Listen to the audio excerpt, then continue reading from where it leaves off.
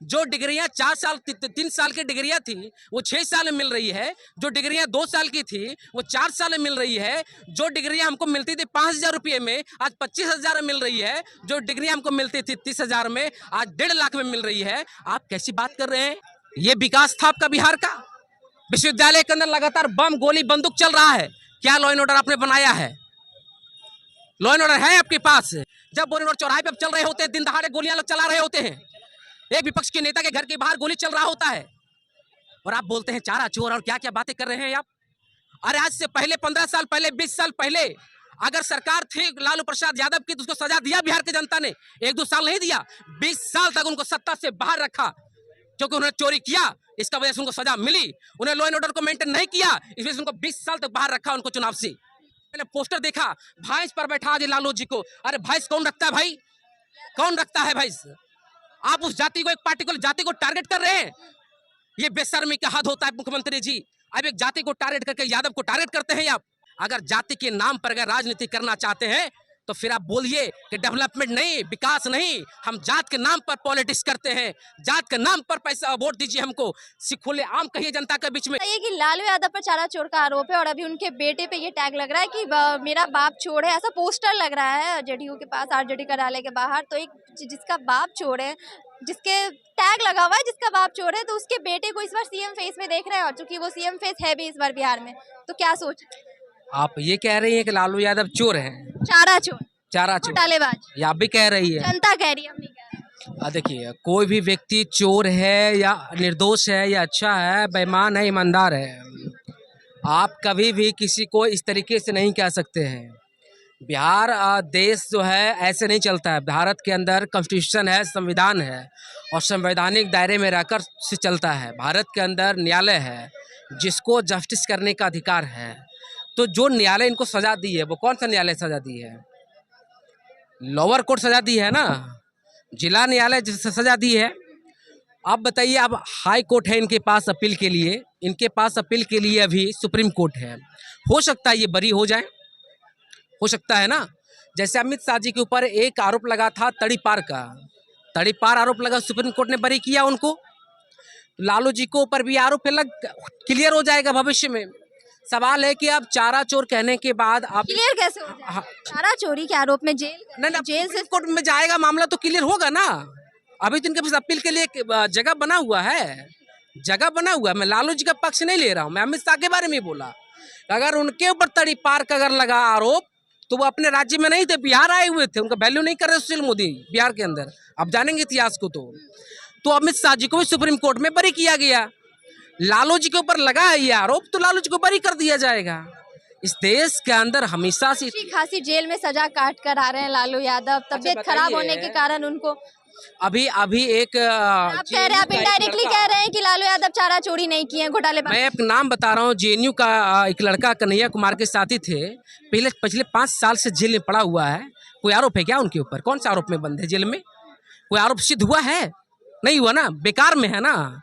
GN Sai Baba Delhi विश्वविद्यालय का English का प्रोफेसर 9 साल तक जेल में रहा, उनको बरी किया गया ना, बरी किया गया ना दिल्ली विश्वविद्यालय के प्रोफेसर को। अंत में उनके मार्क्स से मिलने नहीं दिया गया था। तो आप किसी को इस तरीके से करने से नहीं होगा। चुनाव करीब है तो चुनावी बात होनी चाहिए। चुनावी बात क्या? बिहार के विश्वविद्यालयों की बात होनी चाहिए, बिहार की शिक्षा व्यवस्था की बात होनी चाहिए थी, बात होनी चाहिए थी, स्वास्थ्य व्यवस्था की बात होनी चाहिए थी। मुख्यमंत्री जी कहते कि देखो भाई बिहार के लोगों, मैंने 20 साल सत्ता में रहा, हमने आपके लिए ये काम किया है। आप कह रहे बुजुर्गों को 1100 रुपया दे रहे हैं। आपने कहा कि 94 लाख लोगों को 2-2 लाख रुपया हम देंगे। बहुत अच्छी बात है, पूरा समर्थन हम करते हैं आपका, आपने दे दीजिए। लेकिन आप कब दे रहे हैं? जब चुनाव में 3 महीने बचा हुआ उसके बाद दे रहे हैं। इसका मतलब यह है कि जब चुनाव में 3 महीने बचे हैं, इसके बाद अगर दे रहे हैं तो चुनाव आयोग को इस पे संज्ञान लेना चाहिए। और चुनाव आयोग के ऊपर एक बड़ा सवाल है, एक बड़ा प्रश्न चिन्ह है कि अगर चुनाव करीब है तो आपने पैसा बढ़ा दिया, लेकिन कितना बढ़ाया? एक बुजुर्ग 1100 रुपया 1100 रुपया आपने दे रहे हैं। बता दीजिए एक दिन का जो खर्चा है, सुबह नाश्ता लंच करने जाएंगे आप, दोपहर में 60 रुपये खर्च होगा मैडम। जब आप जाएंगे रात का भोजन करने के लिए 60 रुपये खर्च होगा।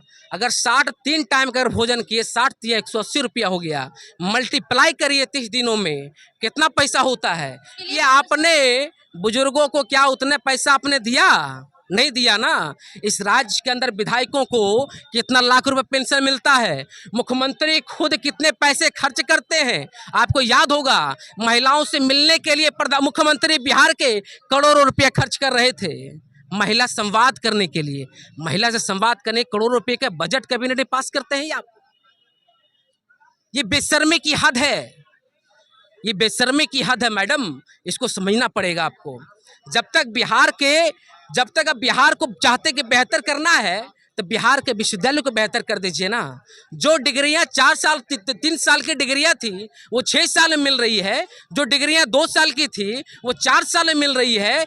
जो डिग्रियां हमको मिलती थी 5,000 रुपये में आज 25,000 में मिल रही है। जो डिग्रियां हमको मिलती थी 30,000 में आज 1.5 लाख में मिल रही है। आप कैसी बात कर रहे हैं? ये विकास था आपका बिहार का?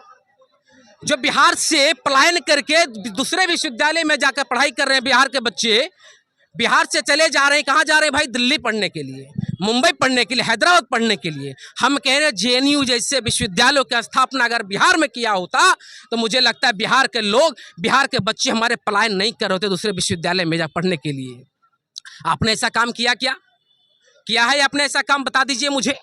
नहीं किया ना। आपका एक विश्वविद्यालय, पटना विश्वविद्यालय जिसको ईस्ट ऑक्सफोर्ड कहा जाता है, आज अपने बजट के लिए चिल्ला रहा है, घाटे में चल रहा है। आपका विश्वविद्यालय रो रहा है चिक चिक करके, हमारे गौरवशाली जो इतिहास था उसे आप लौटा दीजिए। क्या उन्होंने लौटाया? भीख मांग रहा है। केंद्रीय विश्वविद्यालय दर्जा देने के लिए कितने चिल्लाया मुख्यमंत्री ने? क्या प्रधानमंत्री ने दिया? 11 साल तक प्रधानमंत्री है केंद्र में और मौजूदा समय बिहार के अंदर 20 सालों से आपकी सरकार है। इसके बावजूद भी आप नेक्स्ट आपके विश्वविद्यालय को ग्रेड बी मिलता है।